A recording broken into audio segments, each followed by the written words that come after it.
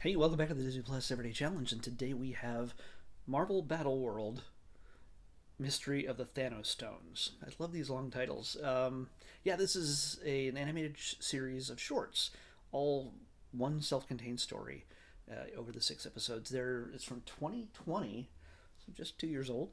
It is one season, and each of the episodes are about 3 to 5 minutes long each.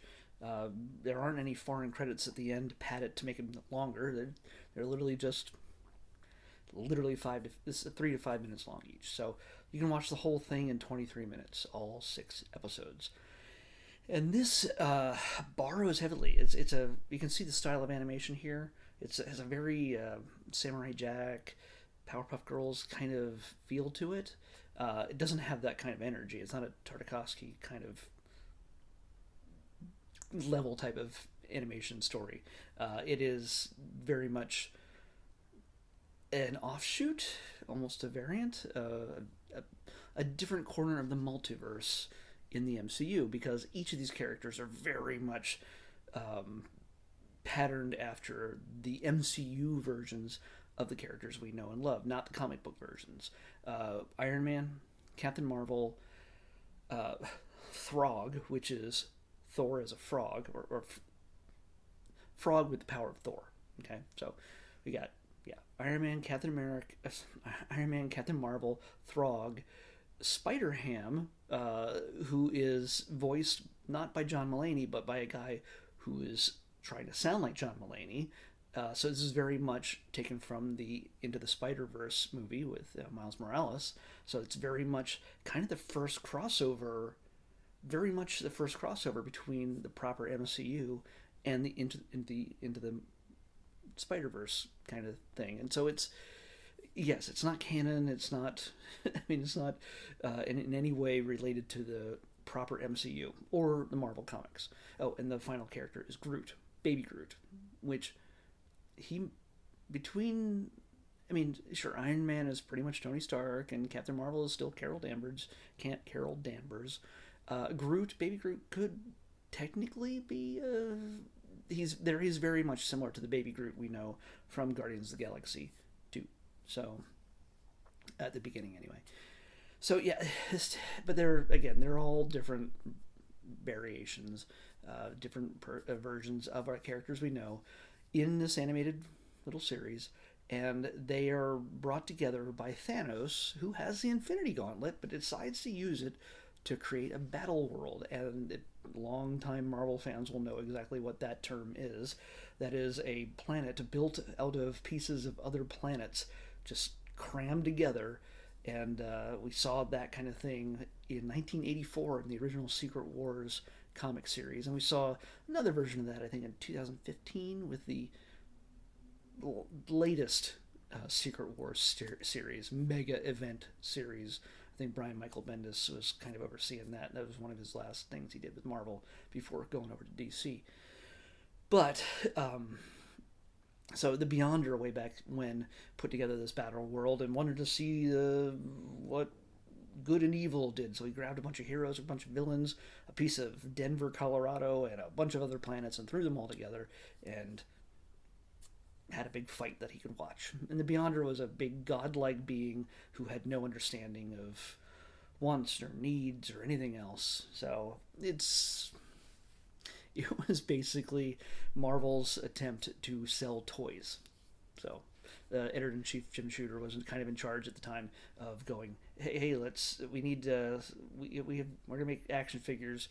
Maybe we can come up with a story that can connect all these characters that we're selling in toy stores. So, yeah, at that point, I think it was a Toy Biz. I don't know. Anyway, it was a big deal, and that Secret Wars concept, which is one of probably the first big event story in Marvel history. It is considered that. There have been plenty of crossovers, obviously, but nothing on that scale that literally took heroes out of space and time from their normal comics and put them into a 12-issue series that changed many of them forever, and also contributed to the origin of Venom, which Spider-Man's symbiote suit. And I mean, meanwhile, this all took place over the course of a year in 12 issues. Uh, Meanwhile, in the normal comics, one comic, that certain heroes disappeared. The next month, the heroes, some of them, returned, and they were different, and it left everybody wondering what happened between those two issues, and that Secret Wars story explained it. And I've told you way too much about that and nothing about the series, but there's not a whole lot else to tell you. It's just a fun little silly thing. It's aimed toward kids, I guess. It's very kid friendly. It's cute and silly.